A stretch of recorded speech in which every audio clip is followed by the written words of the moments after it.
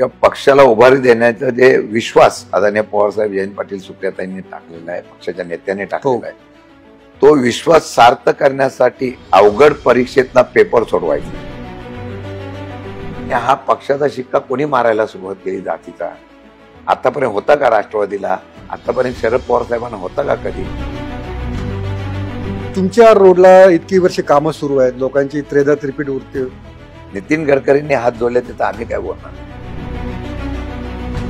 रोहित पवार सरकारच्या विरोधात जास्त आक्रमक झाल्यामुळे त्यांच्या पुढे आणि तुमच्या पक्षापुढे पण अडचणी वाटतील. आवाज कोण उठवला की त्याच्या विरोधामध्ये तो लगेच कारवाई होते.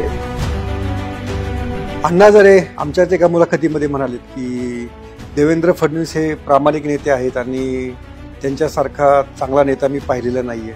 तर अण्णा हजारेंच्या मताशी तुम्ही सहमत आहात का? अण्णा हजारेंना बाकीचं दिसलं नाही, सरकारमधला एकच चेहरा दिसतो, बाकीच्या चेहऱ्याबद्दल त्यांनी बोललं नाही. त्यांनी खरं ते बोलायला पाहिजे.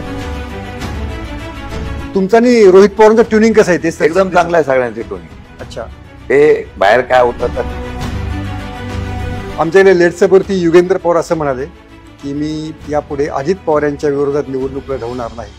तर त्यांच्या या निर्णयाकडे पक्ष प्रमुख म्हणून तुम्ही कसं पाहता? मागची निवडणूक जी आहे ना, ही ज्यांनी लढवली नाही त्यांचं खरं म्हटलं तर त्यांनी मला वाटतं की ज्यांनी पक्षाने तिकीट दिलं नाही त्यांचा आभार मानलं पाहिजे. का? वाचले, ते सगळ्या गोष्टीतून वाचले. कारण वाचले एवढ्यासाठी म्हणतो कारण ती निवडणूकच नव्हती ना, अशी शंका आहे. ती निवडणूकच नव्हती, ती निवडणूक मॅनेज केली होती. आमच्यातले काही लोक काही महिन्यापूर्वी हे गेले ते गेले ते गेले, साहेबांची एकदा चर्चा केली, साहेब असं जातात काय करू? तो प्रश्न असा आहे की बाबा ते सारखं ते काय विलिनीकरणाचं काय आहे? बाबा नक्की विलिनीकरणाचं काय आहे? चर्चा काय नक्की? ती चर्चा खरी आहे, खोटी आहे, होणार आहे, थांबली आहे, स्थगित आहे? याच्या बाबतीमध्ये स्पष्ट सांगतो, मी अध्यक्ष झाल्यापासून विलीकरणाचा विषय बाजूला ठेवला आहे. मी अध्यक्ष झाल्यापासून पक्ष संघटना बांधायला सुरुवात केलेली आहे. आणि जे आता मेहनत करतील, मग आपलं वातावरण चांगलं झाल्यावर बरेच जण यायचा प्रयत्न करतील. त्यावेळेला फक्त आपण आता जे मेहनत करतात त्यांना संधी देऊ. पार्टी पडली तरी चालेल, उभी राहिली तरी चालेल. कोरेगावचं असं काय गणित शिंदे साहेब बदललंय की तुम्हाला तिथे अडचणी निर्माण होत आहेत? ते तुमच्या का लक्षात येत नाही? काय झालं नक्की? मी तुम्हाला स्पष्ट शब्दात सांग. स्पष्ट शब्दात काय अध्यक्ष झाले तेव्हा न कुठलं करते. माझी अडचण कुठे आहे माहिती? मला जिल्ह्यामध्ये आहे ना वाढून द्यायचं नाही असं सगळं ठरवलं. सगळं म्हणजे लोक नाही, काही नेते नाही, ठराविक लोकांना वाटतं हे आलं की जिल्हा आपल्या ताब्यात पर्याय होऊ नये म्हणून काटा काढायचा. त्यावेळेला मी सरळ होतो. त्यावेळेला राजकारणाची रणनीती राजनीती मला कळली नाही. मला तो फटका बँकेला पडला, मला तो फटका लोकसभेला पण पडला. नमस्ते, मी योगेश कुटे. लेट्सअप चर्चा या कार्यक्रमामध्ये तुम्हा सर्वांचं पुन्हा एकदा स्वागत. आज मी मुंबईमध्ये आहे, राष्ट्रवादी काँग्रेस शरद पवार पक्षाच्या मुख्य कार्यालयामध्ये आहे आणि या ठिकाणी पक्षाचे प्रदेशाध्यक्ष माननीय शशिकांत शिंदे सर हे आज माझ्यासोबत आहेत. शशिकांत शिंदे यांची राजकीय कारकीर्द महाराष्ट्रानं पाहिलेली आहे आणि एका मोठ्या पदावरती त्यांना यावेळी संधी मिळालेली आहे. साताऱ्यातल्या जावली तालुक्यातून आलेला एक तरुण नवी मुंबईमध्ये आपलं एक वर्चस्व निर्माण करतो, बाजार समिती ताब्यामध्ये ठेवतो, राज्याच्या कॅबिनेट मंत्र्यापर्यंत धडक मारतो आणि पुढे आपला राजकीय वारसा हा चालूच ठेवतो. शशिकांत शिंदे सर, तुमचं लेट्सअपवर खूप खूप स्वागत. नमस्ते, धन्यवाद. थोडी प्रदेशाध्यक्ष पदाची संधी उशिरा मिळाली असं वाटतं का? नाही, उशिरा मिळाली असं म्हणणार नाही, पण माझं 2014 पासून नाव चर्चेत होतं. बरं, त्यावेळेला तेव्हा पक्ष पण एकत्र होता. त्यावेळेला चाललं होतं की बाबा मला द्यावं, पण शेवटी पक्षश्रेष्ठी आणि पक्षाच्या नेतृत्वाने जो निर्णय दिलेला असतो तो मान्य करायचा असं. आणि मला वाटतं की त्यावेळेला हे झालं. आता संधी मिळाली ती योग्य वेळी मिळाली. बरं, मी योग्य वेळ कशासाठी म्हणतो? तेच म्हणणार होतो की ज्या वेळेला तुम्हाला तुमच्या नेतृत्वाचा कस किंवा पक्षाला उभारी देण्याचा जे विश्वास आदरणीय पवारसाहेब जयंत पाटील सुप्रियाताईंनी टाकलेला आहे, पक्षाच्या नेत्यांनी टाकलेला आहे, तो विश्वास सार्थ करण्यासाठी अवघड परीक्षेतला पेपर सोडवायचा आहे. बरं, आणि तो सोडवायला जर यशस्वी झालो तर मग पूर्ण मार्क मिळतात. आणि त्यामुळे मला वाटतं की योग्य वेळ आता आहे असं मला वाटतं. बरं, पण अवघड पेपर आहे एवढं मात्र नक्की आहे, म्हणजे ते तुम्ही पण मान्य, वास्तव आपण मान्य करायला पाहिजे. तर या अवघड पेपरमध्ये आता ज्या जिल्हा परिषद महापालिका वगैरे इलेक्शन्स आहेत तर त्याच्यामध्ये पक्षाची भूमिका काय राहणार आणि खरोखरीच जे सोडून जाणारे कार्यकर्ते आहेत त्यांना तुम्ही कसं थोपवणार, असे 2 चॅलेंजेस तुमच्या पुढे आहेत. काय झालेलं आहे, मी बऱ्याच चॅनलवर बऱ्याच ठिकाणी मुलाखत देताना सांगितलंय, राजकीय पक्षाची व्याख्या आणि राजकारणाची व्याख्या ही आता बदलत चाललेली आहे. पूर्वी राजकीय पक्ष नेत्यावर आणि नेतृत्वावर चालत होता. बरं. आता राजकारण पर्यंत त्यांच्यावर चालायचं, विचारावर चालायचं. आता राजकारण सत्तेवर चाललेलं आहे, राजकीय पक्ष सुद्धा सत्तेवर चाललेला आहे. सत्तेवर टिकण्यासाठी काय करायला पाहिजे आणि राजकारण करण्यासाठी काय करायला पाहिजे अशा प्रकारची भूमिका सगळे पक्ष आता मांडायला लागलेले आहे. आता निवडणुका म्हटलं तर लोकशाहीमधल्या निवडणुका आहेत का हा पहिला प्रश्न. म्हणजे कार्यकर्ते पहिलेच म्हणतात ईव्हीएम मशीन असेल तर आम्हाला उभं राहायला नको. एवढा अविश्वासाचं वातावरण लोकशाहीच्या मूल्यांकन असलेल्या भारतामध्ये जर होत असेल, इव्हन निवडणुकीच्या माध्यमातून होत असेल तर सर्वात मोठं दुर्दैव आहे. आणि हे हळूहळू वाढायला लागलेलं आहे. आणि निवडणुका जिंकण्याची टॅक्टिक्स ही आता लोकप्रियतेच्या कामा आणि लोकांच्या विश्वासापेक्षा आपण कसं निवडून येणार या धर्तीवर सुरू झालेले आहे. किंबहुना सत्ता मिळवण्यासाठी पक्ष फोडणे, अधिकार वापरणे, संपत्ती वापरणे आणि यातून आता पक्ष फुटला तर सत्ता टिकवणं. आणि सत्ता नाही टिकवता आली तर मग आपण लोकांच्या मुहिक आपल्या प्रकारचं काम करण्यापेक्षा मग व्यावसायिक दृष्टिकोन वाढला. आणि दुसरी गोष्ट अशी झालेली आहे की निवडणुकीची सिस्टीम जी आहे हे फॅक्ट आहे. आता राहुल गांधींना जर बिहारमध्ये एवढा प्रतिसाद मिळत असेल याचा अर्थ आहे महाराष्ट्र, कर्नाटक, बिहार अनेक राज्य अशी आहेत की या राज्यामध्ये आपल्याला सत्ता मिळू शकत नाही. त्या राज्यामध्ये अशा प्रकारची सिस्टीम राबवायची आणि सत्ता मिळवायची ही आधुनिक तंत्रज्ञानाची बुद्धिमत्ता ही ज्यांच्याकडे आहे ते राजकारणात यशस्वी होतात. म्हणून येणाऱ्या काळामध्ये तरी सुद्धा शेवटी असं आहे, लोकशाहीवर विचार आणि विश्वास ठेवणारे आपण माणसं आहोत. येणाऱ्या काळामध्ये आपण काही केलं तरी आपण असं करायला पाहिजे येणाऱ्या काळामध्ये की आपण निवडणुका ह्या लढल्या पाहिजे, विरोध केला पाहिजे आणि तो विरोध करण्याच्या संदर्भातली भूमिका घेत असताना आपल्याला त्यात यश सुद्धा मिळालं पाहिजे. आता थोडक्या मतासाठी नाही, तो लोकांच्या मनामध्ये एक सत्तेच्या विरोधामधली ज्वालाग्नी पेटवून बरं जर आम्ही यशस्वी झालो तर निवडणुका यशस्वी होतील असं माझा विश्वास आहे. आणि त्या पद्धतीने पुढे काम करायचा विचार मी करतो. पण लोकांमध्ये तशी त्या पद्धतीचा ज्वालाग्नी तुम्हाला दिसतोय का? लोक सरकारच्या विरोधात रोष दिसतोय? किती उदाहरणं सांगू तुम्हाला. लोकांच्या मनामध्ये सरकारबद्दल रोष आहे का? तर आहे. तुम्ही बघा, मागच्या 10 वर्षाच्या पूर्वी केंद्रातल्या सरकारबद्दल, पंतप्रधान आणि त्यांच्या असलेल्या सरकारबद्दल जी भावना होती ती हळूहळू कमी व्हायला लागलेली आहे. त्याला कारण आहेत. महाराष्ट्रामध्ये सुद्धा क्षुल्लक काही कारण निघाले की लोक रस्त्यावर उतरत आहेत. म्हणजे काल परवापर्यंत कोल्हापूरच्या नयनतारा पासून ते आता बाळासाहेब थोरातांच्या पर्यंतच्या प्रकरणामध्ये लोक ज्यावेळेला रस्त्यावर उतरतात याचा अर्थ असा आहे की लोकांच्या मनामध्ये नॅरेटिव्ह, निगेटिव्ह विचार हे जे आहेत सरकारच्या बद्दलचे झाल्यामुळेच लगेच रस्त्यावर लोक उतरतात असं मला चित्र दिसत आहे. ओके. आता जी आपल्या पक्षांची ओबीसी यात्रा काढली त्या ओबीसी यात्रेला कसा प्रतिसाद मिळाला आणि त्यातनं तुम्हाला नक्की काय साध्य करायचं? नाही, यामध्ये कसं आहे की ओबीसी यात्रा काढण्याचा उद्देश होता की सर्व समाजाला ओबीसीच्या असलेल्या मंडल आयोगाची अंमलबजावणी आणि मंडल आयोगाच्या संदर्भात कोणी अंमलबजावणी केली त्याचे पहिलं राज्य आहे की शरद पवार साहेबांनी मंडल आयोग लागू केला. विश्वनाथ प्रताप सिंहाने ते सत्ता केली तर 72 पण मंडल आयोगाची शिफारस केली. लागू राज्यांनी पहिली महाराष्ट्राने केली. हे केल्यानंतर आता काय होतंय, आता समाजामध्ये दरी निर्माण करण्याचा प्रयत्न राजकारणी दुर्दैवाने करतायत. आम्ही हेच सांगण्याचा प्रयत्न करतोय. महाराष्ट्रामध्ये जर बघितलं आपण तर मताच्या हव्यासापोटी जातीचं ध्रुवीकरण व्हायला लागलेलं आहे. समाजामध्ये ते निर्माण व्हायला आहे. क्षुल्लक कुठल्याही गोष्टीचा मोठा इश्यू केला जातो आणि त्या संदर्भामध्ये आज मला सांगा कुठली लोकशाही आहे? विधिमंडळाच्या आवारामध्ये जर मारामारी करण्याचं धाडस होत असेल, भीतीच राहिली नाही ना. मग आता विधिमंडळामध्ये अशी परंपरा इतक्या वर्षाचा इतिहास आहे विधिमंडळाचा नव्हती, ती आता रस्त्यावर पण व्हायला लागली. 2 समाजाचे कार्यकर्ते समोर येतात, एकमेकावर हल्ले करण्याचा प्रयत्न होता. भयानकता आहे. आणि हे जागृत करण्यासाठी हे लोकांना समजून सांगण्यासाठी मंडल यात्रा सुरू केली आहे. या यात्रेमध्ये आम्ही आत्ताच्या परिस्थितीमध्ये समाजाची जी काय भूमिका मांडण्याचा प्रयत्न सर्व पक्ष करतात. हम्म. त्यातनं चुकीचं काय हे दाखवण्याचा प्रयत्न करतो आणि त्याला प्रतिसाद हळूहळू मिळेल. ओके. म्हणजे लगेच 100% मिळेल असं का नाही. का काही लोकांना खोटी आश्वासन देऊन समाजाला आपलंसं करण्याचा प्रयत्न केलेला आहे. तो ज्यावेळेला सत्य त्यांना कळेल, तिथल्या तरुणांना कळेल, त्यावेळेला आपोआप आपला वापर केला जातो ही माहिती पडल्यानंतर.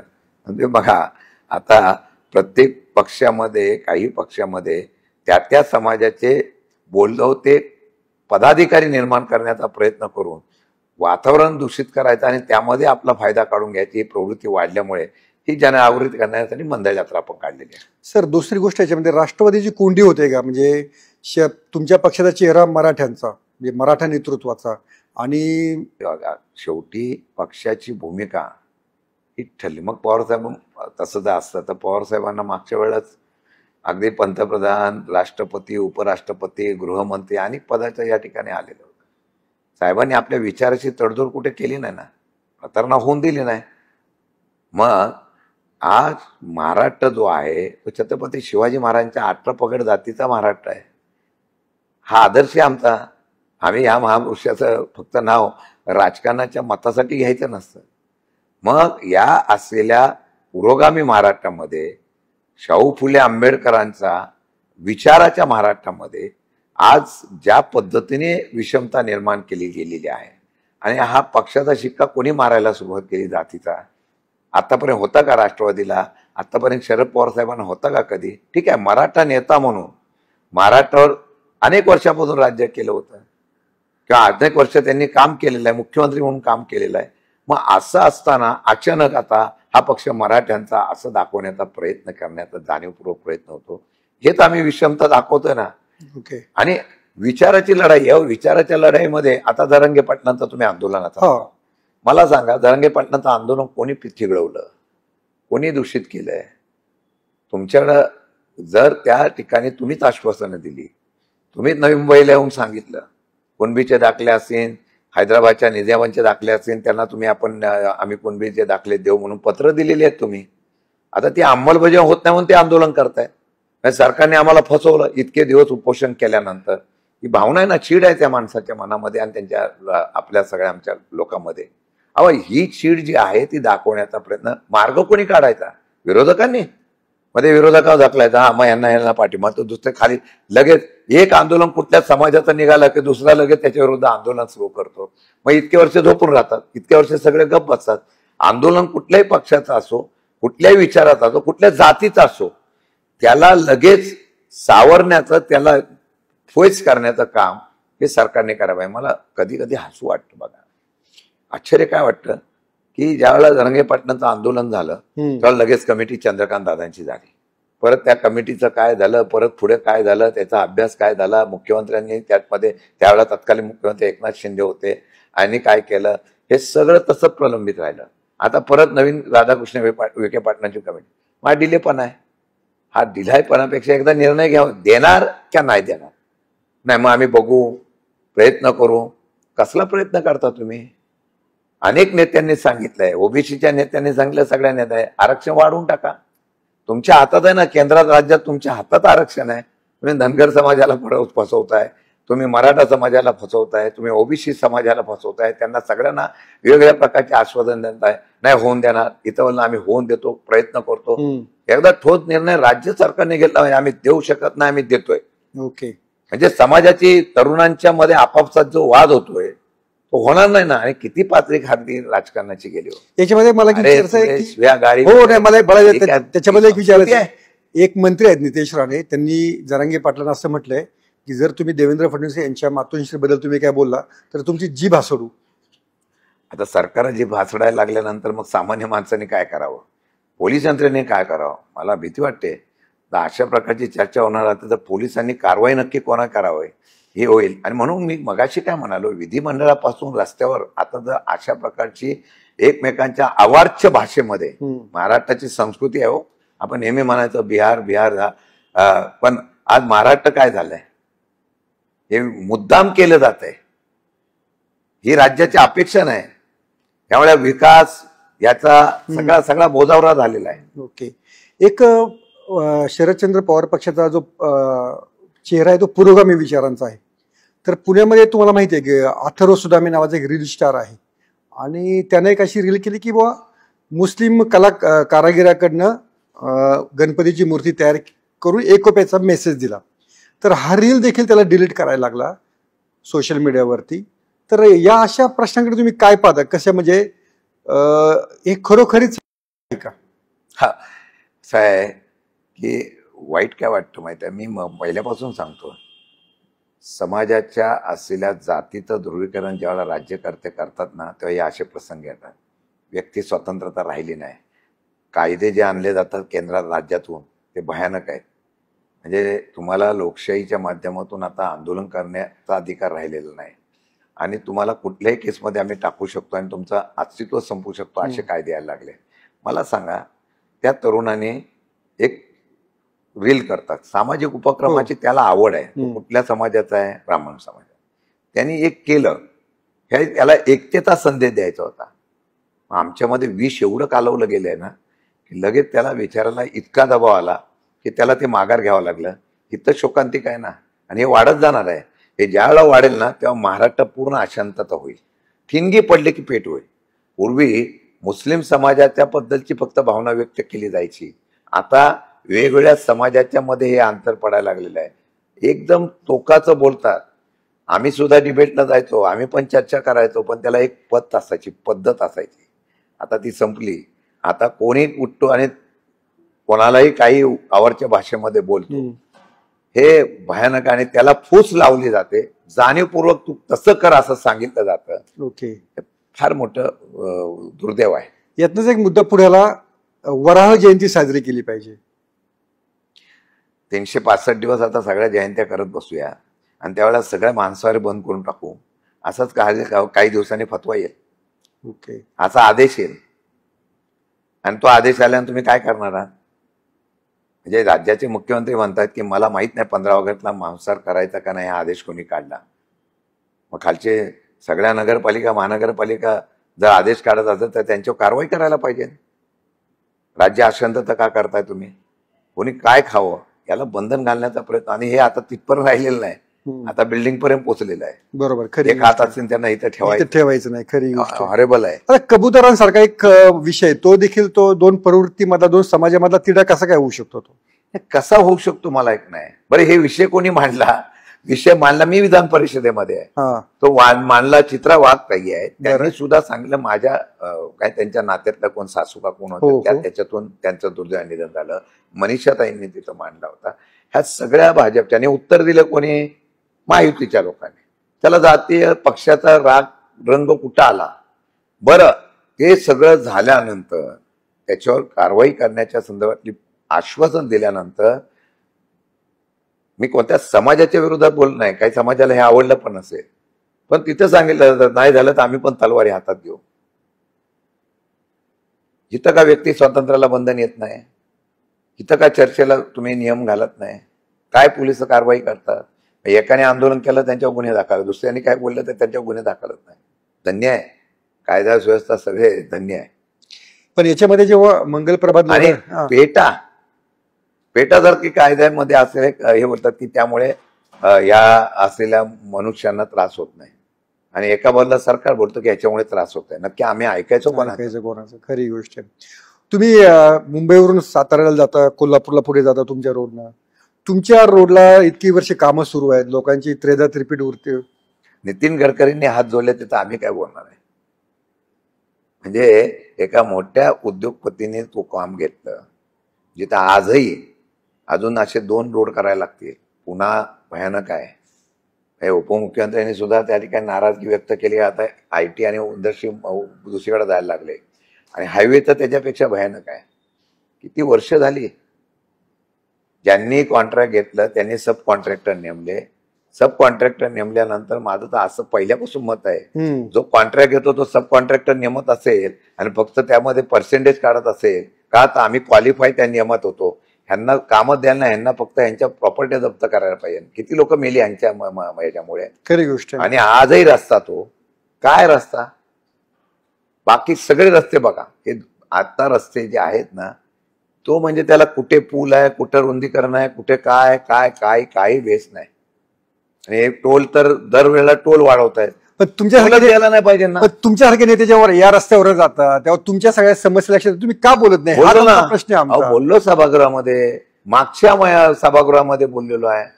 ते म्हणतात केंद्राचा रस्ता आहे, आम्ही त्याच्यावर बैठक लावतो. कालच आता आमच्याकडे शंभूराजे देसाई पालकमंत्री आहेत, त्यांनी बैठक लावली. त्यांनी सांगितलं एवढ्या दिवसात करण्याचा कारवाई करू. काय कारवाई करणार आहात? टोल वाढवतात. मी तर म्हणतो टोलच बंद करायला पाहिजे, लोकांनी घ्यायलाच नाही पाहिजे. पण टोल लुक्या बंद केला की मग तुम्ही परत सरकारच्या विरोधामध्ये भूमिका घेताय. आत्ताच हेच रस्ते नाही, महाराष्ट्रामध्ये मागच्या 2023ला निवडणूक व्हायच्या अगोदर हॅमच्या माध्यमातून प्रत्येक मतदारसंघामध्ये आमदार किंवा लोकप्रतिनिधी जो निवडणुकीला उभा राहणार होता त्याच्या 500 कोटीची कामं हॅमच्या माध्यमातून दिली. सर्रास कामं काढली. आता कामं रस्ते उकरून ठेवले. आता पैसे नाही, कसे पडून राहिले. काय लोकांचे अपघात होतात, काय होतात, काही पडलेलं नाही. काय कधी आढावा घेतला या लोकांनी? आम्ही सभागृहात ते विषय मांडले, त्याचं उत्तर नाही येत ना. ओरडणं कोणाशी? ज्यांनी आमच्या विरोधकांकडे लक्ष द्यायचं नाही ठरवलं, रेटून कामकाज बहुमत आहे म्हणून काढताय. बहुमत मत कसं आहे? बहुमत आहे सगळ्यांना एकत्र करून दबावाखाली झालेलं बहुमत आहे. ओके. विधान परिषदेत पण तुम्हाला तुमचे प्रश्न मांडायला अडचणी निर्माण होत आहेत? नाही, आम्ही प्रश्न मांडतो ना. जे पोटतिडकीने लोकांचे प्रश्न विधानसभा विधान परिषदेमध्ये सत्तारूढ पक्षातले किंवा विरोधी पक्षातले आमदार मानतात, त्याला उत्तर काय असतं? एक काळ असा होता, या दालनामध्ये चर्चा अशा व्हायच्या की सगळं प्रेक्षक गॅलरीपासून सगळं फुल असायचे, अशी चांगली चांगली भाषणं व्हायची. आज पोटतिडकीने तुम्ही किती मांडा, सरकारच्या विरोधातले विषय मांडा, चर्चा घडवून आणा, काय आला उत्तर? अर्ध्या तासामध्ये एकच उत्तर एक मंत्री देतो आणि संपवून टाकलं जातं. ओके. एकनाथ खडसेंचं त्यांच्या जावेविरुद्ध जी कारवाई सगळी सुरू आहे त्याच्यामुळे पक्ष अडचणीत असं वाटतं तुम्हाला? नाही, त्यांचा पक्षाशी काही संबंध नाही. त्यांची कन्या एकनाथ खडसेंची आमच्या अध्यक्ष आहे. बघा, हा कौटुंबिक त्यांचा राजकीय सुड असेल, कौटुंबिक या ठिकाणी वाद आहे, त्याच्यामध्ये कोर्ट केस असल्यामुळे मी भाष्य करणार नाही. पण माझं म्हणणं असं की राजकारण कुटुंबापर्यंत जाऊ नये असं माझं प्रामाणिक म्हणणं आहे. कुटुंब उद्ध्वस्त होता, आपला राजकीय खेळ होतो, पण कुटुंब उद्ध्वस्त होता कोणाच्याही. म्हणजे आम्ही पण कोणाच्या राजकीय वैयक्तिक जीवन असेल किंवा राजकीय जीवनामध्ये आरोप प्रत्यारोप करणं, मला वाटतं त्याचा परिणाम त्यांना काय होत नाही. आम्हाला राजकारणामध्ये एक बळी जातो, पण त्या बळीमध्ये मागं कुटुंबातले सगळे बदनामी त्यांची वाहतात होते, त्याला कोण बघत नाही. बरोबर. आणि चुकीचं असं माझं वैयक्तिक मत आहे, मी दरवेळेला सांगतो. अच्छा, तुम्ही इतकी वर्ष राजकारणात आहात, त्या हनी ट्रॅप काय आम्ही ऐकतोय, गेल्या विधानसभेच्या अधिवेशनापासून ऐकतोय, हनी ट्रॅप तुमच्यापर्यंत काय पोहोचलंय का? नाही, त्याची काही चर्चा आमच्यापर्यंत पोहोचलेली नाहीये. बरं. परंतु अशा प्रकारच्या बऱ्याच ठिकाणी हनी ट्रॅप करून अधिकाऱ्यापासून बऱ्याच लोकांना त्या ठिकाणी अडकवण्याचा प्रयत्न झाला, ब्लॅकमेल केल्याचा प्रयत्न झाला, अशी चर्चा आहे. आता मुख्यमंत्र्यांनी सांगितलं अशा प्रकारचे हनी ट्रॅप वगैरे काही नाही. परंतु काही लोकांच्या बाबतीमध्ये अशा प्रकारची चर्चा असेल तर त्यांनी सांगितलं पुरावे द्या, आम्ही शोध करतो. कारण ते प्रकरण बरेच चर्चेत. ज्याला अडकवला जो कोण आहे, जळगावचा कोणतरी, जळगावचाच कोणतरी, जळगावचा कोणतरी आहे, त्याला पकडलं, त्यांनी अशा पद्धतीने केले, मग त्याच्या माध्यमातूनच ह्यांना अडकवलं, असं काहीतरी चाललेलं आहे असं आम्हाला कळतंय. बरं. मग विरोधी पक्षाकडे अशी स्फोटक माहिती येते की नाही? आमच्याकडे माहिती झाली नाही तर काय स्फोटक माहिती देते?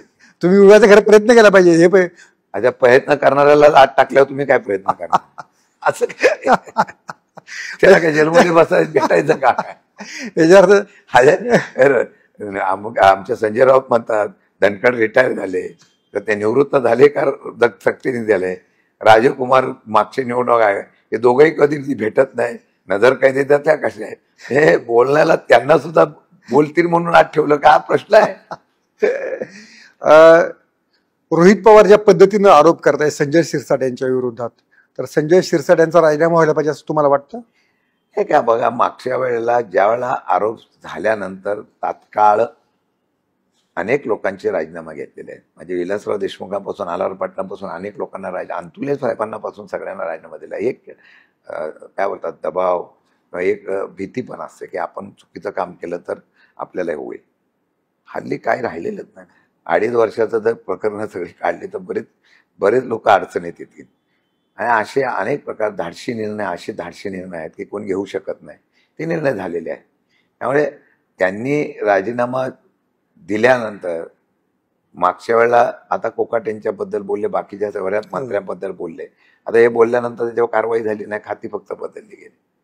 त्यामुळे कारवाई करतील असं मला वाटत नाही, कारण सरकारने राज्य टिकवायचंय. ओके. पण अनेक जण असं म्हणतात की रोहित पवार सरकारच्या विरोधात जास्त आक्रमक झाल्यामुळे त्यांच्या पुढे आणि तुमच्या पक्षापुढे पण अडचणी वाटतील. हे तुम्हाला असं बघा, शेवटी आवाज कोण उठवला की त्याच्या विरोधामध्ये लगेच कारवाई होते. संजय राऊतापासून सगळीकडे आपण बघितलेलं आहे. परंतु मला वाटतं कोणीतरी आवाज उठवला पाहिजे. रोहित पवारने उठवलेले आहेत. आता त्याच्या मुख्यमंत्री खरं म्हटलं तर त्यांना काम करायचं आहे, पण ते काम करत असताना ह्या सगळ्या ज्या पायामध्ये त्यांच्या अडथळे आहे, त्यांनी कधीतरी निर्णय देऊन त्यांची जी प्रतिमा आहे ते करण्याचा प्रयत्न करायला पाहिजे. ओके. प्रदेशात जर अशा प्रकारचं करू शकलं नाही तर मग सरकारची प्रतिमा मलिन होते. अण्णा हजारे आमच्याच एका मुलाखतीमध्ये म्हणालेत की देवेंद्र फडणवीस हे प्रामाणिक नेते आहेत आणि त्यांच्यासारखा चांगला नेता मी पाहिलेला नाहीये. तर अण्णा हजारेंच्या मताशी तुम्ही सहमत आहात का? नाही, आता आमचं म्हणणं काय, त्यांच्या आजपर्यंत कुठला आरोप झाला नाही, वस्तुस्थिती आहे. परंतु ते हातबल मुख्यमंत्री होऊ नये एवढी आमची अपेक्षा आहे. अच्छा. खरं ते केंद्रात जावं, केंद्रात पण मोठं व्हावं अशी पण आमची इच्छा आहे. परंतु त्या इच्छेला करायचं काय? जर तुमच्यामध्ये कार्यक्षमता असताना जर तुम्हाला कामात, आता मी अध्यक्ष झालोय, मी अध्यक्ष असताना मला फ्री हँड दिलाय पार्टीने, पण मला काम करताना अजून जुने नवीन वगैरे यांचा सांगड घालून काम करायचं वगैरे माझी तारेवरची कसरत आहे. काही निर्णय मी धाडसाने घेतोय ना, मग ते घेण्याचं धाडच दाखवलं तर तुमची प्रतिमा सुद्धा राहील चांगली. अण्णा हजारेंना बाकीचं दिसलं नाही. सरकार म्हणलं एकच चेहरा दिसतोय, बाकीच्या चेहऱ्याबद्दल त्यांनी बोललं नाही. त्यांनी खरं ते बोलायला पाहिजे. आता ते म्हणतात माझं 90 वर्ष झाले, आता मीच काय आंदोलन करायचे, मी 20 कायदे घेऊन आलो. पण त्यांना एवढंच माझं सांगणं आहे की तुमच्या ह्या असलेल्या सगळ्या तुमच्या कायद्याला सुद्धा मागणी केल्यानंतर माहिती मिळत नसेल आणि जे कोणी करताय तुमचा तो काय लोकायुक्त लोकपाल कायदा, त्यामध्ये हे बसतात का नाही, हे बसून कारवाई करणं, त्यांनी आंदोलन करायला पाहिजे. बरोबर. तुमचं आणि रोहित पवारांचं ट्युनिंग कसं आहे? ते एकदम चांगलं आहे सगळ्यांची ट्युनिंग. अच्छा. हे बाहेर काय उठवतात ते कसं आहे, मी बोललो अरे अजून बसून ते मला 2 महिने झाले बसल्यानंतर लगेच सुरू झालं या मग रोहित पवार फार हे करतात, काय नाही बोललो. ससा आणि कासवाची गोष्ट तुम्हाला माहिती आहे. आमच्या ट्युनिंग सगळ्यांची चांगली आहे आणि मी चांगलं काम करून दाखव. संघटना वगैरे हे ते माझी करण्याची पद्धत वेगळी आहे. आणि त्यामुळे आपण काम करत राहायचं. रिझल्ट आल्यानंतर कारण की अध्यक्ष चांगलं काम करतायत. आमचं ट्युनिंग सगळ्यांची, अगदी जयंत पाटील साहेबांपासून, सुप्रियाताईंपासून, अनिल देशमुख, राजेश टोपे, सगळ्यांची, अगदी छोट्या कार्यकर्त्यावर माझे ट्युनिंग चांगले. ओके. तुम्ही प्रदेशाध्यक्ष झाल्यानंतर अजित पवारांचा अभिनंदनाचा फोन आला की नाही? त्यांचा अभिनंदनाचा फोन मला आला नाही, पण मला वाटतं की चांगलं काम केलं तर ते मला निश्चितपणाने त्याची दाद देतील, शुभेच्छा देतील, त्यांच्या स्वभावाप्रमाणे. त्यांच्या स्वभाव कसा आहे? त्यांचा स्वभाव तुमच्याशी कसा होता त्यांचा स्वभाव? नाही, आता त्यांच्याबद्दल मी बोलणं बरोबर नाही.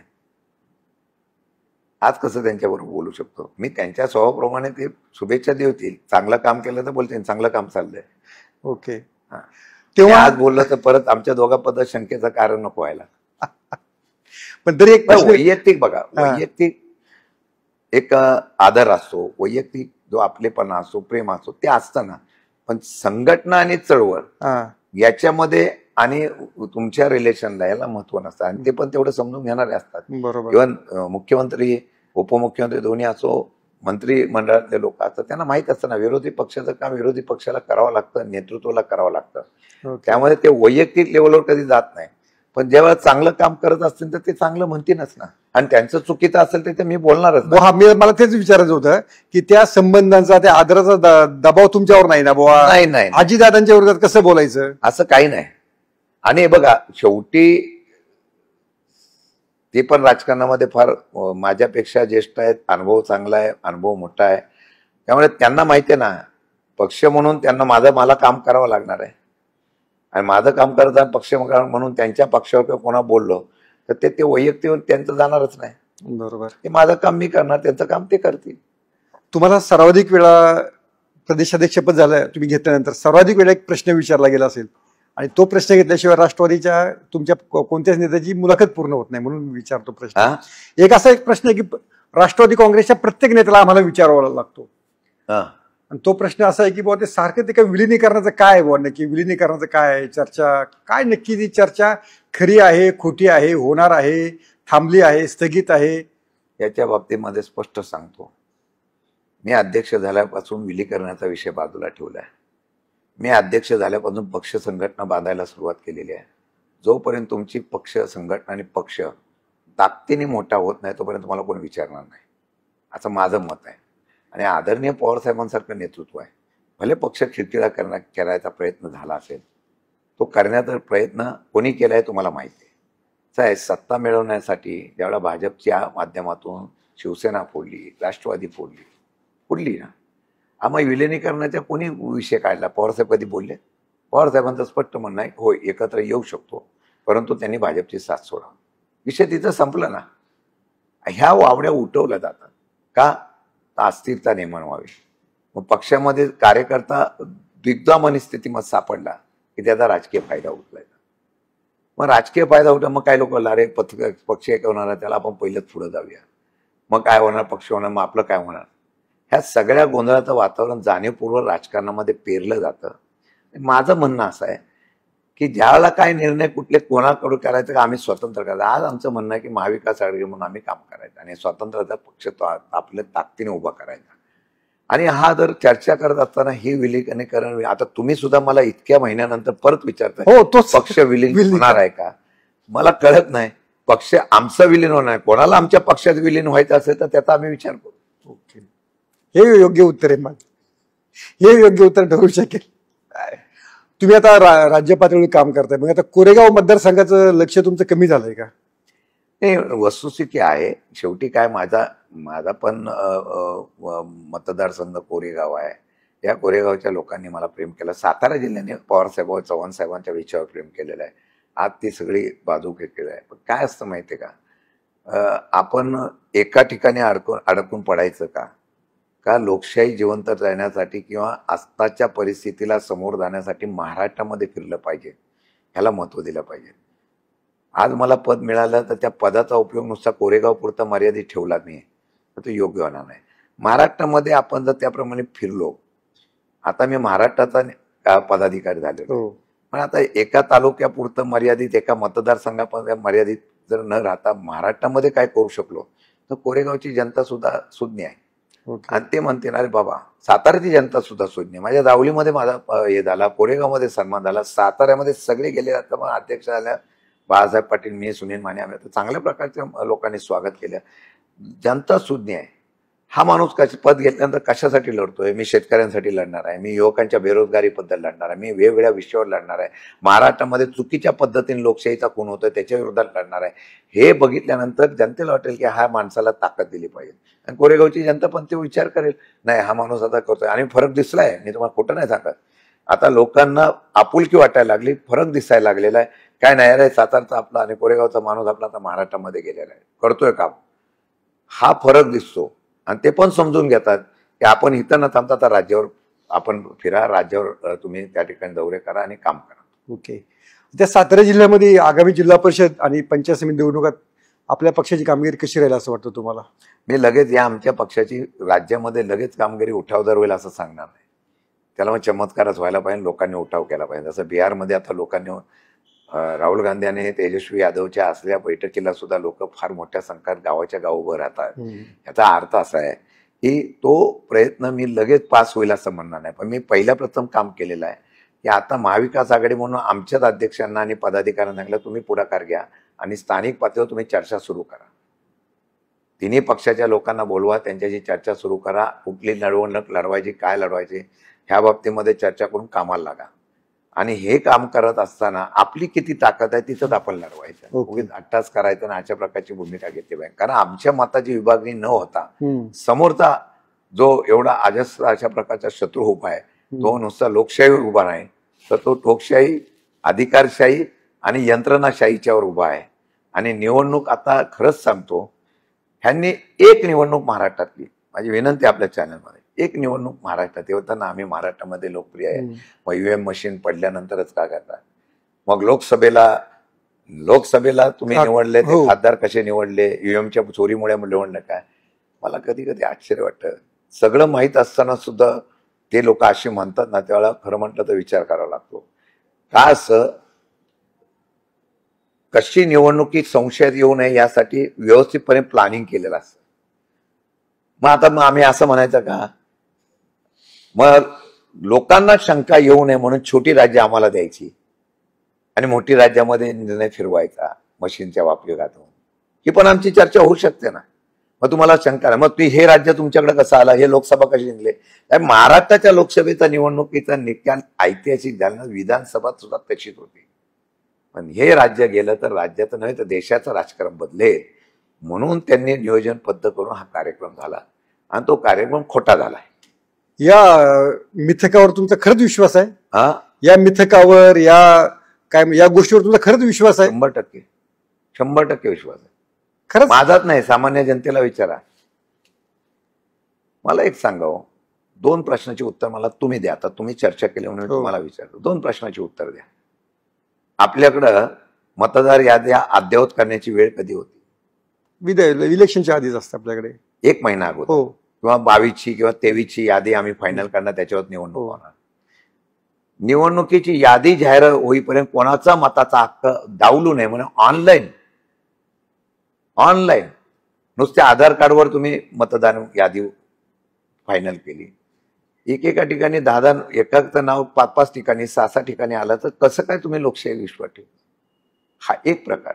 पण आता मी ताजं उदाहरण देतो. चला मागचा सोडा, आम्ही बोलतोय म्हणून.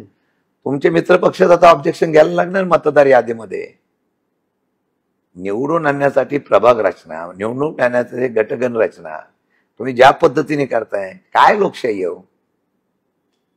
हे अजितदादा गट म्हणतोय, हे भाजपचा गट म्हणतोय, जिथं भाजपने केलेला तिथं हे गट दोन्ही म्हणताय, तिथं असं शिंदे गट म्हणतोय. आम्ही म्हणायचं बाकीला राहिलंय. सगळीकडे तो प्रकार सुरू झालेला आहे. ओके. म्हणजे प्रभाग रचना कशी करावी हे जर निवडणूक आयोग ठरवत असेल, मग याचा अर्थ काय झाला? निवडणूक आयोग पूर्णपणाने सत्तेच्या असलेल्या, निवडणूक आयोग म्हणजे ज्या अधिकाऱ्यांना इथं जबाबदारी आहे ना, ते लोक. हे मग निवडणूक आयोग इम्पार्शिबल म्हणत असेल ना, तर त्यांनी याची एक हिअरिंग, एक ट्रायल बेसवर दिल्लीच्या निवडणूक आयोगाने इथे कुठंतरी एक हिअरिंग घ्यावं. मग नवी मुंबईला घ्या, पुण्याला घ्या, कुठेही घ्या, आणि तिथं सांगायचं आम्ही मुख्य निवडणूक आयोग आलेलं, काय तुमच्या हरकती आम्ही बघायला घेतो. आम्ही हरकत कोणाकडे घेतोय? ज्यांनी केलं त्याच्याकडे हरकत घ्यायची. बरोबर आहे. त्यांनी परत वरती अपील करायचं. अपील केल्यानंतर वरतं अपील फेटाळलं जातं. वकील जाऊन बेंबीच्या पोटतिडकीने सांगतो, अरे डोंगर नदी वगैरे सगळे मध्ये आहे, ही 2-4 गावं उचलून इकडे टाकले, अपील फेटाळलं गेलं. कोणाकडे तुम्ही न्याय मागणार? जर निवडणूक आयोगाला वाटतं ना आम्ही इम्पार्शिबल आहे, माझी एक विनंती आपल्या माध्यमातून, त्याने एक हिअरिंग जनतेच्या अदालतमध्ये त्यांनी लावावं आणि हरकतीवाल्यांना बोलून घ्यावं. मग मुंबईला घ्या, नवी मुंबईला घ्या आणि पुण्याला घ्या, कुठेही घ्या, आणि तिथे आल्यानंतर लोक काय म्हणतात ते ऐकावं. जर त्याच्यामध्ये तथ्य आले तर परत एकदा चौकशी करून ते करा आणि त्यात दुधका पाणी. बिहारला तुम्ही याद्या अगोदर निवडणूक जाहीर व्हायच्या अगोदर चेक करताय, पश्चिम बंगालमध्ये चेक करतायत का? बोगस नावं आलेत का बघता. मग आम्ही इथं सांगतो ना बोगस नाव आहेत, त्यांची एकदा चेक करायला सुरुवात करा ना. आम्ही हरकती घेतल्या, तुम्ही व्हीव्हीपॅट दाखवत नाही. आम्ही हरकत घेतल्या, तुम्ही ईव्हीएम मशीनच्या बद्दल बोलत नाही. आम्ही हरकत घेतली, त्या यादीवर काय बोलत नाही. तुम्ही महाराष्ट्राच्या सगळ्या झालेल्या निवडणुकीची यादीची फैर तपासणी करा आणि ती करताना बाहेरच्या राज्याच्या लोकांना घेऊन करा, बघा काय होतं ते. मग आमचा विश्वास बसेल नाही निवडणूक आयोग इम्पार्शिबल काम करता आणि तो लोकशाहीने विचार करतो. भयानक आहे. तुमच्या लोकसभा निवडणुकीवेळेस काय झालं? मग काय तिथं असा काय अनुभव तुम्हाला आला का आता गेल्या वर्षीच्या? नाही, लोकसभेच्या निवडणुकीला खरं म्हटलं तर लोकांनी ह्या निवडणुका महाराष्ट्रातल्या माझ्या सकट सगळ्या निवडणुका लोकांनी हातात घेतल्या होत्या. प्रचंड लोक चिडली होती आणि त्याप्रमाणे निकाल होता. ठीक आहे, माझ्याकडे त्यावेळेला बघा ना, मी सांगतो काय, रडीचा डाव हा खेळणं हा त्यांचा. ट्रम्पेट आणला आणि त्या ट्रम्पेटला नाव दिलं तुतारी. लोकांना गैरसमज झाला. त्या 38,000 आणि 32,000 पडलो आणि खरोखर मी 70-80 हजारच्या वरती निवडून येणार. शेवटच्या 2 दिवसात जो कारभार झालाय, मला खाजगीत विचारलं तर मी तुम्हाला सगळं सांगेल. आज काय टीव्ही समोर सांगता येत नाही. आता तुम्ही मला हा पुरावा कुठला देणार का? मी जे कानावर ऐकलं ते सांगतो. म्हणजे मी निवडून आलो ही अशा प्रकारचं चित्र होतं. पवारसाहेबांना पण खात्री होती, सगळ्यांना होती, तुमच्या मीडियावाल्यांनी सांगितलं होतं. असा चमत्कार झाला. शेवटच्या 2 दिवसामध्ये संकटमोचन आले आणि त्यांनी 2-4 दिवसामध्ये जे काय केलंय तो किस्सा फार वेगळा आहे. त्यांनी खासगी बैठकीमध्ये सांगायचं मान्य केलेलं आहे, तो त्यांच्याकडनं आपण नक्की ऐकूया. आणि आमच्या लोकांनी कामना न केली. अच्छा. साताऱ्याकडे थोडंसं येतो. विधान परिषदेचे माजी सभापती रामराजे आता नक्की तुमच्याकडे आहेत का अजितदादांकडे आहेत? त्यांना विचारा. कसं सांगू? तुमच्याकडे आणण्यासाठी तुम्ही काय प्रयत्न करताय? आमच्याकडे ते कार्यरत नाही. बरं, पण तिकडे पण ऍक्टिव्ह आहेत का ते? मला माहित नाही. आता ते कुठं ऍक्टिव्ह आहे ते अजितदादांना किंवा त्यांना विचारा तुम्ही. माझ्याकडे नाही एवढं मी तुम्हाला सांगितलं ना. अच्छा. तुमच्या आता मध्यंतरी कोणत्या कार्यक्रमात वगैरे एकदा दिसले होते सुरुवातीला? नाही नाही नाही नाही नाही. काय त्यांची दोलायमान स्थिती का असावी अशी? आता असं आहे की त्या फलटणचं आणि सातारा जिल्ह्याचं राजकारण त्यांना माहिती, अजितदादांना माहिती आणि भाजपला माहिती. आता ते ज्या नेतृत्व करतात फलटणमध्ये आणि सातारा जिल्ह्यामध्ये त्यांचं नेतृत्व आहे ना. आता ते नेतृत्व संपवायला जर त्यांचे भाजप आणि काही लोक निघाले असतील, तिथं आमदार आता अजितदादा गटात आहे, त्याला तिकीट दिली अजितदादा गटाने, तो मानतो खासदारांना, माझे खासदारांना, ते भाजपचे. त्यावेळेला खासदारांना ह्या मदत केली आमच्या म्हणून त्यांना बाजूला करायचं राजकारण. मग त्यामध्ये मंत्री, असा बरंच काय मोठं राजकारण आहे. एवढ्या तिढ्यामध्ये तुमचा एक मित्रत्वाचा सल्ला काय त्यांच्यासाठी? कोणाला? रामराजेंना. त्यांना काय देणार? ते मोठे नेते आहेत, तेच मला सल्ला देतात, मी त्यांना काय सल्ला देणार? आमचं एवढं काम आहे, मी पार्टी वाढवायला सुरुवात करणार. भले काही असेल. सातारा जिल्ह्यामध्ये आता पवार साहेबांचा, चव्हाण साहेबांचा जिल्हा आहे, तो टिकवण्यासाठी नवीन पार्टी वाढवायचा प्रयत्न करणार. त्यांना मी सल्ला देऊ शकत नाही, ते उलट मला सल्ला देतात. आणि मला ते म्हणतील, शशिकांत तू घेतला निर्णय चांगला, तो आहे तिथे चांगलं नाव कमव. आमच्याकडे लेट्सवरती युगेंद्र पवार असं म्हणाले की मी यापुढे अजित पवार यांच्या विरोधात निवडणूक लढवणार नाही. बारामतीमध्ये त्यांनी गेल्या वेळेस चांगली मतं घेतली होती विधानसभेला आणि सुप्रिया सुळे यांच्या प्रचारात देखील त्यांनी आघाडी घेतलेली होती. तर त्यांच्या निर्णयाकडे पक्ष प्रमुख म्हणून तुम्ही कसं पाहता? नाही, मला त्याची कल्पना नाही. आता तुम्ही मला बोलला आणि काल कुठून तरी मी पेपरामध्ये वाचलं की त्यांचं असं म्हणणं आलं किंवा मी लढवणार नाही. हा त्यांचा वैयक्तिक प्रश्न आहे. आता ते जेव्हा मला भेटतील तेव्हा त्यांना मी विचारेन काय नक्की तुम्ही अशा प्रकारे स्टेटमेंट देण्याचं कारण काय. अच्छा. त्यांना काहीतरी जरा स्फूर्ती द्याल की तुम्ही जरा नाही असं लढलं पाहिजे, कसं आहे पराभवून असं हादरलं नाही पाहिजे. त्यांनी असं आहे की ते सोबर आणि सरळ मनाचा मुलगा आहे तो. आणि मला वाटतं की त्यांनी पार्टीसाठी वेळ देऊन पुन्हा वगैरे सगळीकडे सुद्धा बांधणी सुरुवात केली. पक्षाला शेवटी काय असतं, एखाद्याच्या नेतृत्वाच्या घरातला व्यक्ती असेल तर त्याला फार स्कोप असतो. आमचा तर शून्यातून आम्ही सुरू झालं, आमच्या पाठीमागं एकच गडपत्र आहे, शरद पवार आहे, त्यामुळे आमचं चांगलं आहे. म्हणून मी मगाशी बोललो नाही का, गर्दीत असलो तर दिसलो नसतो. खरी गोष्ट आहे. आता इथं पवार साहेबांनी जबाबदारी दिल्यामुळे मी दिसू शकतो आणि तेवढं काम करायचा प्रयत्न मी करणार आहे. ओके. त्यामुळे त्यांना तुम्ही सल्ला शेवटी ऍक्टिव्ह होण्याचा देणार की नाही? संधी नाव झालं तुमचं, हो. आता त्याचा उपयोग आपल्या पक्षासाठी आणि समाजासाठी करायचा, पूर्ण झोकून देऊन काम करायचं. राजकारणामध्ये ज्यावेळेला पूर्ण झोकून देऊन काम करतो त्याला राजकारण करता येतं. मला वाटतं मी तसं त्यांना सांगेन. ओके. तुम्ही आणि उपमुख्यमंत्री एकनाथ शिंदे एकाच जिल्ह्यातले आहात, तर काही शिंदे काय भेटता, काय बोलता? नाही, दोघंही शिंदे आहेत. हा, पण दोन्ही शिंदेचे वाटा वेगळे आहेत. पण मला वाटतं की जिल्ह्यातल्या असल्यामुळे एकमेकांच्या बद्दल ती आपुलकी आहे. पण माझं भाषण संभाषण नसतं. हो का? नसतं. जावली ते दरे किती अंतर आहे? मी पण जावलीतला, ते पण जावली. अंतर किती? फार अंतर नाही ना. मी तुम्हाला उलट आता त्यांनी रस्ता एवढा केला माझ्या गावाच्या इथून. बरं. तो 300-350 कोटी 250 कोटीचा आहे. बरं. उलट त्यांच्याकडे जायला जवळ होईल. फक्त आता ती वाट त्यांनी चोकळायची का मी चोकळायचा हा प्रश्न येणाऱ्या काळातला आहे. पण काय शेती वगैरे मस्ती केली असं म्हणतायत, तर काय? मी नाही गेलो. आपले त्यांचे चांगले संबंध आहे, पण माझा कधी संबंध येत नाही. हो का? काय नसतो. आपण आपला पक्ष आणि मी या तत्वावरच चालतो. ओके.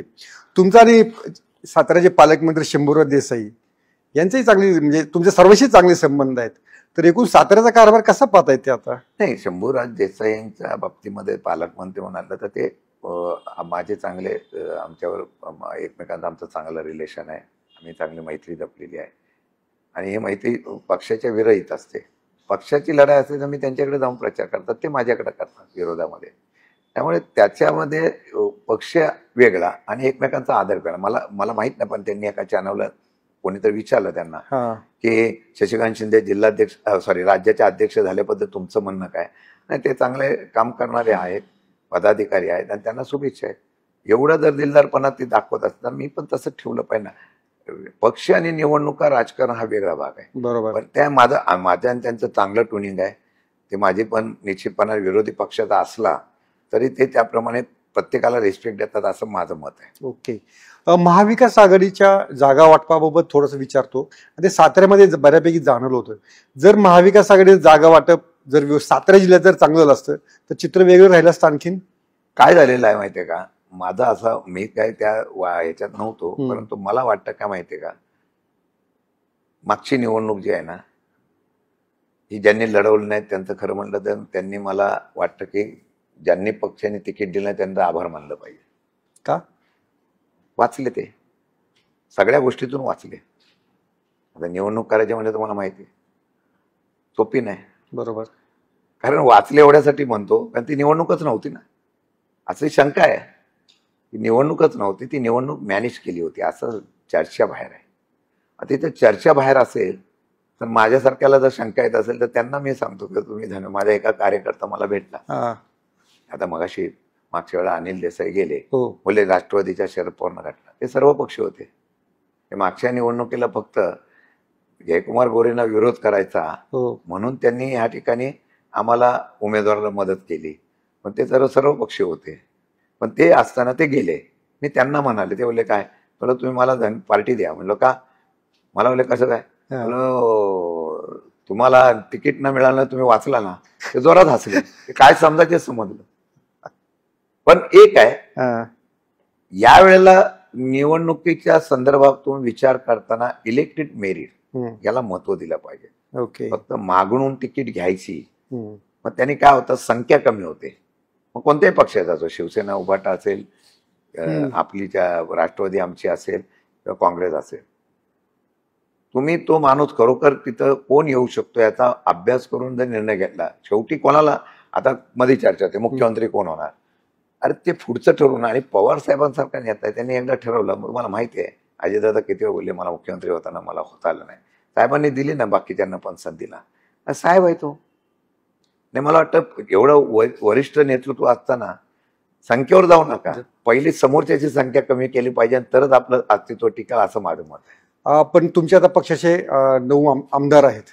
त्यात कोण देवेंद्र फडणवीस यांच्या व्यासपीठावर जाते, कोण इकडे जाते, अजितदादांना भेटते. तर तुम्ही तुमच्या आमदारांवर काही वॉच ठेवता का? नाही, बघा, मी फार मोकळ्या मनाचा आहे. विकासाच्या कामासाठी जर जात असेल तर माझा नेता सुद्धा पवार साहेब असेल, ते पण कधी शंका घेत नाही. विकासाच्या कामासाठी जातात ना मुख्यमंत्र्यांकडे, उपमुख्यमंत्री, एका दुसरा काय आहे ते तुम्हाला माहिती आहे. ते तिकीट मिळाले म्हणून पक्षात आहे का कुठे काय आहे याचा विचार मी चर्चा करणार नाही. परंतु माझं मत आहे की प्रत्येकाने गेलं म्हणून लगेच त्यांना शंकेच्या पिंजरात उभं करणं योग्य नाही.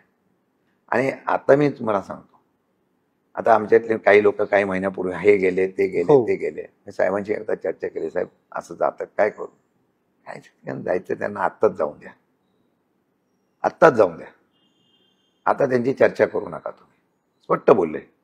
आणि परत एकदा नव्या जोमाने पार्टी उभी करू. आणि जे आता मेहनत करतील, मग आपलं वातावरण चांगलं झाल्यावर बरेच जण यायचा प्रयत्न करतील.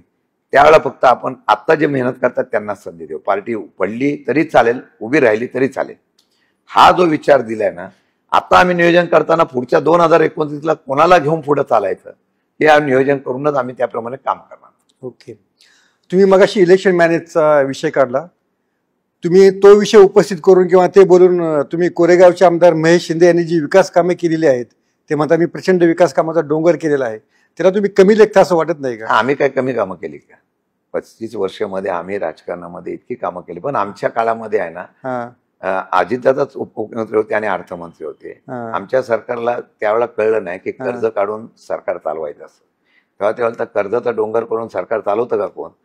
पण आम्ही त्यावेळेला सांगायचो, त्यावेळेला आम्हाला किती पैसे मिळायचे, पण त्यामध्ये आम्ही इतकी कामं केली. त्यावेळेला एका कामाचे 10 रुपयाचे 40 रुपये लावले जात नव्हते. इतकी कामं आम्ही केली. आम्ही पण विकास कामावरच आलो, लोकांच्या रिलेशन मधून आलो. मी तर जावलीमधून कोरेगावमध्ये उभा राहिलो. लोकांनी प्रेम दिलं ना, कामावर दिलं, व्यक्तिमत्वावर दिलं. आणि आता विकास कामं केली झालेत. अर्धवट पडून राहिली ना, अर्धवट पडून राहिल्याने 9.5 लाख रुपये कोटी कर्ज काढून आता मागं बजेट दिलं, 3 महिन्यात तुम्ही लगेच बजेट देताय. आहे ना ते. पण कोरेगावचं असं काय गणित शिंदे साहेब बदललंय की तुम्हाला तिथे अडचण निर्माण होत आहेत, ते तुमच्या का लक्षात येत नाही? काय झालं नक्की? मी तुम्हाला स्पष्ट शब्दात सांगतो. स्पष्ट शब्दात. अध्यक्ष झाले तेव्हा न कुठलं चर्चा. मला सातारा जिल्ह्यामध्ये लोकांचं पाठबळ आहे. जावलीमध्ये उभं होतो, तिथे पण आहे. मतदारसंघ बदलून गेला तर कोरेगावमध्ये सुद्धा आहे. कोरेगावच्या पहिल्या 2019च्या निवडणुका आम्ही 6,500 पडलो. उदयनराजेंनी राजीनामा दिला. साहेबांनी सांगितलं मला माहित नाही श्रीनाथ पाटील निवडून आले. प्रचंड मी फिरलो, निवडणूक केली. माझ्या मतदारसंघात सुद्धा लक्ष दिलं नाही, तरी सुद्धा मी निवडून आलो असतो. तेव्हा महेश शिंदे नवीन होते. माझी अडचण कुठे आहे माहिती का? मला जिल्ह्यामध्ये आहे ना वाढून द्यायचं नाही असं सगळं ठरवलं. सगळे म्हणजे लोक नाही, काही नेते नाही, ठराविक लोकांना वाटतं हे आलं की जिल्हा आपल्या ताब्यातून जाईल. मी गर्व करतोय असं नाही, मी बारका कार्यकर्ता आहे. पण पवार साहेबांचा हात माझ्या पाठीमागं, त्यावेळेला पक्ष एकत्र होता सगळ्यांचे, अजितदादा वगैरे, सुप्रियाताई, सगळ्यांचं पाठबळ होतं. मला पर्याय होऊ नये म्हणून काटा काढायचा. त्यावेळेला मी सरळ होतो. त्यावेळेला राजकारणाची रणनीती, राजनीती मला कळली नाही. मला तो फटका बँकेला पडला, मला तो फटका लोकसभेला पण पडला. पण तरी सुद्धा मी दुसऱ्या दिवशी कामाला लागलो, ठाम राहिलो. यश अपयशाकडे मी कधी बघतच नाही. मला आता काय झालं, एवढं झाल्यानंतर सुद्धा दुसऱ्या दिवशी कामाला लागला. हे 2 निवडणुका पडल्यावर कोण माणूस उभा राहतो? खरी गोष्ट आहे. चालू केलं काम, काय नशिबात असेल ते होईल. आलो ना अध्यक्ष झाले. आज काम करून दाखवलं तर जिल्ह्याला सुद्धा मी समजेल ह्या माणसाच्याकडे केवढी कॅपॅबिलिटी होती. ही माझी परीक्षा आहे. माझ्या नेत्यांनी, माझ्या जनतेने दाखवलेल्या विश्वासाची परीक्षा करताना जिल्ह्याला सुद्धा कळेल की हा माणूस आपण योग्य निवडत होतो. या माणसाच्या पाठीमागे जिल्हा उभा केला पाहिजे. ओके. मध्यंतरी तुमचा मुलगा कोरेगावमध्ये लक्ष देत होता, आता परत त्यांनी कमी केले. काय नक्की तुमचा प्लॅन काय? कोरेगावमध्ये तुमचा मुलगा लक्ष देत होता, राजकीय दृष्ट्या ऍक्टिव्ह होण्याचे प्रयत्न करत होता, आता सध्या थंडावलंय का कोरेगाव? नाही नाही नाही, आमची मुलं म्हणजे येणारं जनरेशन आहे ना, ह्या जनरेशन आहे ना स्टेट फॉरवर्ड असतं. बरं. त्यांना सध्याचं राजकारण पटत नसतं. कूटनीती कपटनीतीचं का राजकारण ज्या होताना तेव्हा ती मुलं डिस्टर्ब होतात. मला भीती असं आहे की सध्याचं राजकारण म्हटल्यानंतर युवा पिढी ह्या राजकारणात येईल का नाही, नेत्यांची पोरं साठून द्या. तुम्हाला कुणी राजकारणात आणलं होतं? तुम्हाला कुणी राजकारणात आणलं होतं? कोणी नाही, मला फक्त शरद पवार आणि राष्ट्रवादी काँग्रेस पक्षाच्या पार्टीने आणलं.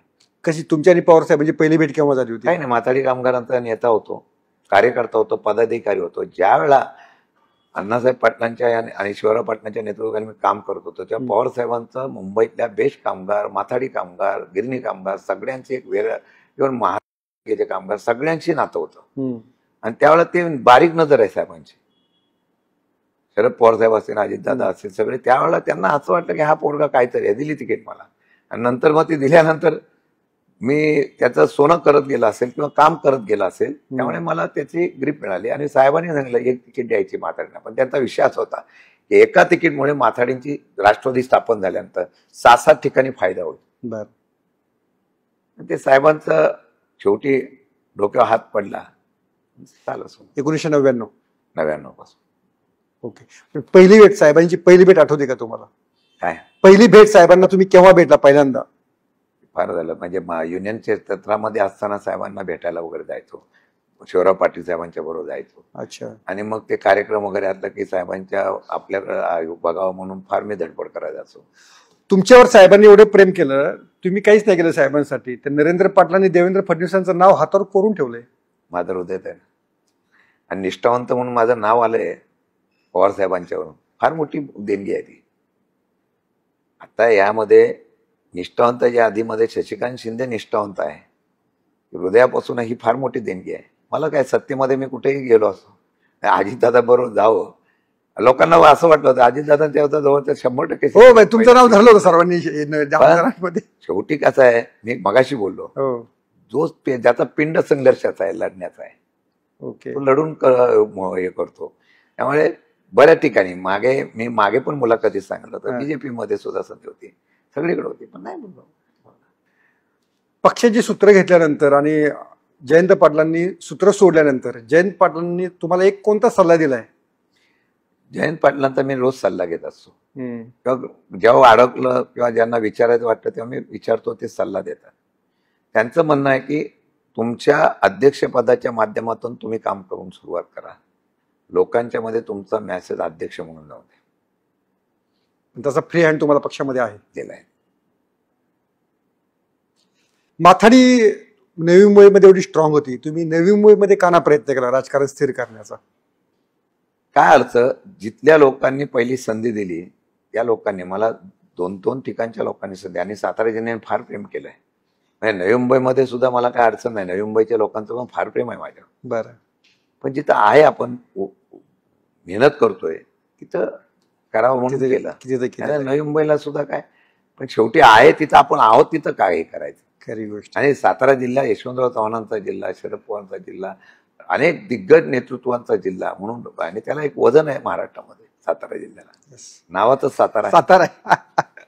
तर हे होते शिंदे साहेब. सर धन्यवाद आमच्याशी संवाद साधल्याबद्दल, आणि तुमच्या कारकिर्दीमध्ये अशाच मुलाखती घेण्याचा प्रसंग वारंवार येऊ अशा सदिच्छा सर. थांबतो. थँक्यू. नमस्ते. सोशल मीडियाच्या भाऊ गर्दीत विश्वासार्हतेने चकाकणारे नाव म्हणजे लेट्सअप मराठी. सगळ्यांना, सगळ्या नागरिकांना ती स्पीच, ती लेट्सअप वरील मुलाखती म्हणजे विचारांचा खजिना. त्यानंतरच्या निवडणुकीमध्ये मला सोडून गेले. बातम्या केवळ वस्तुस्थिती सांगणाऱ्या, न प्रोपगंडा, फक्त जनतेचा अजेंडा. क्योंकि आने वाला कल जाने वाला है, जाने वाला कल आने वाला है. राजकारण, मनोरंजन असो की क्रीडा क्षेत्र, महाराष्ट्राची स्पंदने संवेदनशीलतेने टिपणारे माध्यम म्हणजे लेट्सअप मराठी.